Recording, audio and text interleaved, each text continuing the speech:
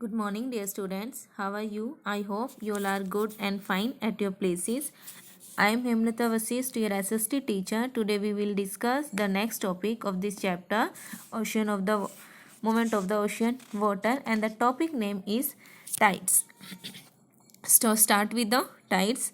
Seawater is not stationary but rise and falls twice a day at constant interval. अब हमने जो ये chapter था बेटा, इसमें हमने फर्स्ट वीडियो में देखा था कि जो ओशियनिक वाटर्स होते हैं वो कभी भी स्टेबल नहीं होते, उसमें कोई ना कोई मूवमेंट होती है और उसी मूवमेंट को इन्होंने 3 टाइप्स में डिवाइड किया था. First is ocean waves, second is ocean tides and the next is ocean currents. So similar जो टाइड्स होते हैं उसमें भी यही रहता है कि जो सी का वो वाटर है वो दिन में 2 बार ऊपर उठता है, 2 बार नीचे गिरता है, और इस ऊपर उठने और नीचे गिरने की जो प्रोसेस है इसी को कहा जाता है टाइड्स. ठीक है, these are known as the ज्वार एंड भाटा. हेयर ज्वार जो है, ज्वार किसको कहते हैं हिंदी में, इसको टाइड्स को क्या कहा जाता है, ज्वार भाटा. ज्वार that means the rise of water in sea and भाटा that means fall of water in sea. Okay, twice a day about every 12 hours and 26 minutes the sea level rise and twice a day it falls. हर 12 घंटे और 26 minute में जो सी का जो water है वो ऊपर उठता है और नीचे गिरता है. Okay, the rise of sea level is called the flood tide and fall is called the ebb tide. और जो ऊपर उठता है जब लेवल सी का तो उसको कहते हैं फ्लड टाइड, एंड जब नीचे गिरता है तो उसको कहते हैं एब टाइड्स. ओके, एंड और is next point here origin of tides कि जो ज्वार भाटा है, जो ये टाइड्स हैं वो कैसे ऑर्गेनेट होते हैं. Tides are form due to gravitational interaction of earth, moon and sun. Tides कैसे फॉर्म होते हैं बेटा, ये इंट्रैक्शन, ग्रेविटेशनल इंट्रैक्शन होता है किस किस के बीच, earth, moon and sun. The moon and sun attract the earth due to their gravitational force. जो मून है, सन है, उनकी जो ग्रेविटेशनल फोर्स है वो अर्थ की ग्रेविटेशनल फोर्स को अट्रैक्ट करती हैं. And the water of the earth is held in position due to the gravitational pull of the earth, but the gravitational pull of moon and sun contract it. Due to its large size the sun should attract more, but because of its great distance from the earth it is unable to exert much influence. यहाँ क्या कहते हैं बेटा, ये कि काफ़ी ज़्यादा distance होने की वजह से जो सन है, सन के कंपैरिजन में मून का जो ग्रेविटेशनल फोर्स है वो ज़्यादा होता है कंपैरिजन टू सन. कि जो मून की ग्रेविटेशनल फोर्स है वो ज़्यादा अफेक्ट करती है अर्थ के वाटर को. Okay, on the other hand the moon is much smaller than the sun but is able to attract more due to its lesser distance from the earth. It is estimated that the tide producing from the moon is 2.17 times stronger than that of the sun. कि सन के comparison में moon की जो gravitational force है वो 2.17 यानी कि 2.17 गुना ज़्यादा होती है, ज़्यादा स्ट्रोंगेस्ट होती है किसकी कंपैरिजन में, सन की में. Centrifugal force caused by the earth and then ये था हमारा सन, मून एंड सन की ग्रेविटेशनल फोर्स की वजह से जो ज्वार भाटा है, जो टाइड्स है वो बनते हैं. सेकंड जो फैक्टर है टाइड्स के बनने का वो है सेंट्रीफ्यूगल, जिसको अपकेंद्रीय फोर्स कहते हैं. सेंट्रीफ्यूगल को अपकेंद्रीय फोर्स कहते हैं. केस्ड by the earth rotation is another case of tides. Together, the gravitational pull and the centrifugal force are responsible for creating the two major tides balls on the earth. और दोनों ही centrifugal and gravitational force both are the reason of the tides bulls on the earth.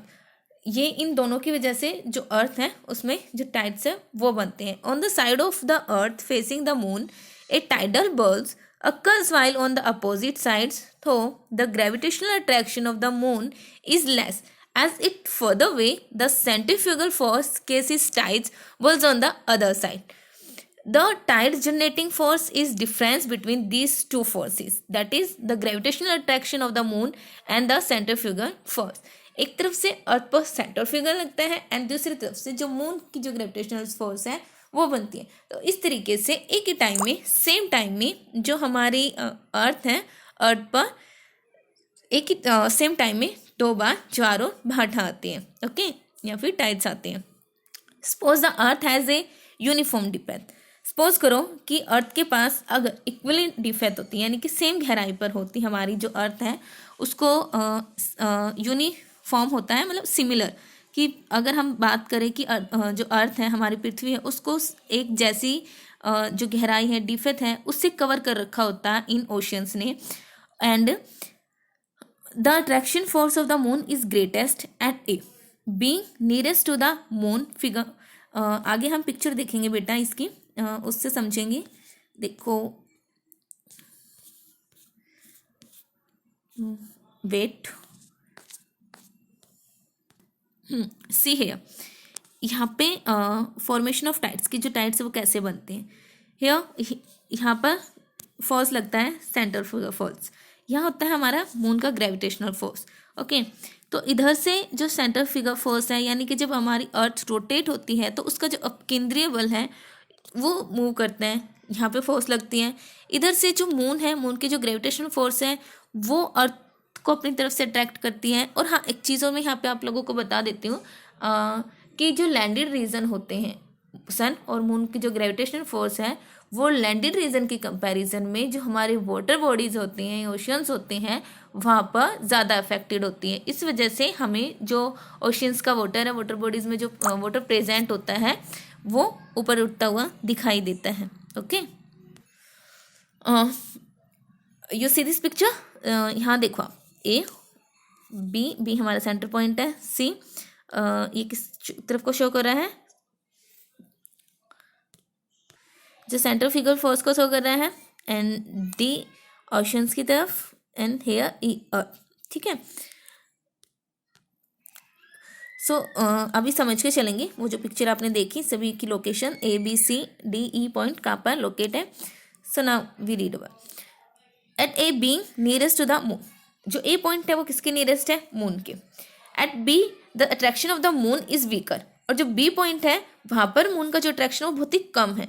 Eight C it is the weakest, और C पे तो बहुत ही कम है, क्योंकि सी जो है वो ए के बिल्कुल अपोजिट है। Thus the gravitational attraction of the moon decreases from A, तो जो ग्रेविटेशनल फोर्स है वो ए पॉइंट से डिक्रीज होता चला जाता है। ए पॉइंट पे है, बट ए पॉइंट से जैसे ही हम आगे की तरफ जाएंगे ए टू सी, वहाँ पे जो मून की जो अट्रैक्शन है, यानी कि वहाँ पे जो ग्रेविटेशन फोर्स है वो क्या हो रहा है, डिक्रीज हो रहा है। The ocean water is dragged from D and E and it pulls away from the earth at A. Thus और tides bulges develops at A, तो जो टाइड्स है वो कहाँ से बनेंगे, ए पॉइंट से। It is seen in the figure that a similar bulges also develops at C which is diametrical opposite to A. Thus this is because, क्यों होता है ऐसा, क्योंकि water hair has a tendency to be thrown out by the centrifugal force caused by the rotation of the earth. It is clear that the centrifugal force at sea is greater than the gravitational force of the A. Okay. A point या फिर moon, that means यहाँ पे क्या कहता है कि जो C point है वहाँ पे जो ग्रेविटेशनल फोर्स है मून की वो बहुत ही कम काम करेगी, और इसी का जो इफेक्ट है वो ए पॉइंट पे ज़्यादा रहेगा, यानी कि ए पॉइंट पर जो टाइडल्स हैं वो ज़्यादा ऊपर उठेंगी, और सी पॉइंट पर एक ऐसे भार या फिर हम कह सकते हैं इतना रेज हो जाएगा वो कि वो चंद्रमा से काफ़ी ज़्यादा दूर है, मून से काफ़ी ज़्यादा दूर है। और इसी के रीज़न से जब अर्थ रोटेट होती है तो उससे सेंट्रीफ्यूगल जो फोर्स है वो लगता है, और इसी टाइप से दो एक दूसरे के बिल्कुल अपोजिट सेम टाइम पर जो टाइड्स है वो बनते हैं, और इसी के अपोजिट डी और ई पॉइंट पर जो वाटर लेवल है वो कैसा हो जाता है, डाउन हो जाता है, ठीक है। सेम टाइम पर डिफरेंट प्लेसेस पर, ठीक है, एक दूसरे के अपोजिट प्लेसेस पर टाइड्स यानी कि ज्वार और भाटा आते हैं। क्लियर है कि कैसे हमारे जो टाइड्स है वो बनते हैं। And the next point is types of tides. Tides may be classified on the basis of their frequency of occurrence in a span of 24 hours or 1 day as well as on their height. अब जो tides है बेटा उसके जो types है उनको कैसे define किया गया, उनकी फ्रीक्वेंसी कि एक दिन में यानी कि 24 आवर में कितनी बार वो आते हैं, और उनकी हाइट कितनी होती है, हाइट के बेस पर और उनकी फ्रीक्वेंसी के बेस पर इनको यहाँ पर डिवाइड किया गया। Clear. Tide based on frequency. So first type is tide based on frequency. Frequency में जो टाइड्स हैं बेटा मोस्टली वो 4 टाइप्स के होते हैं. इनके सब पार्ट्स किए गए हैं. फर्स्ट इज सेमीड्यूनल टाइड्स जिनको हम अर्धदैनिक ज्वार कहते हैं. सेकेंड इज नीप टाइड जिनको हम लघु ज्वार कहते हैं. And after that sub parts of the neap tides, dual tides and mixed tides. So here first semidual tides, the most common tidal pattern featuring 2 high tides and 2 low tides each day. The successive high or low tides are approximately of the same height. That means जो ये tides होते हैं बेटा यहाँ पर similar types के tides देखने को मिलते हैं. लाइक कि per day 2 high and 2 low tides आते हैं और सेम हाइट के होते हैं वो. ओके. एंड ड्यूनल टाइड्स कैसे होते हैं? ड्यूनल टाइड्स में इसमें 1 डे में सिर्फ एक ही हाई टाइड्स आता है, एक हाई टाइड और एक लो टाइड्स आता है. और हाई और लो जो टाइड्स होते हैं उनकी जो हाइट होती है वो सेम रहती हैं. And after that mix tides कैसे होते हैं? Tides having variation in high are known as mix tides. These tides generally occur along the west coast of North America and on many islands of the Pacific oceans. इस types के जो tides होते हैं बेटा वो mix होते हैं. मतलब उनकी जो हाइट होती है वो भी काफ़ी ज़्यादा डिफरेंस होती है. ऐसा नहीं है कि दोनों ही सेम टाइम पर जो 2 टाइड्स आ रहे हैं दोनों की जो हाइट है वो सिमिलर है. नहीं, एक ही हाई एक ही लो हो सकती है. Okay.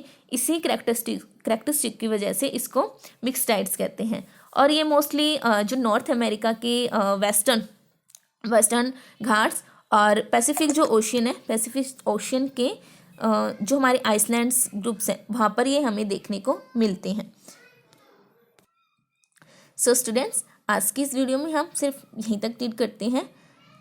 Okay, bye, take care, stay home, be safe.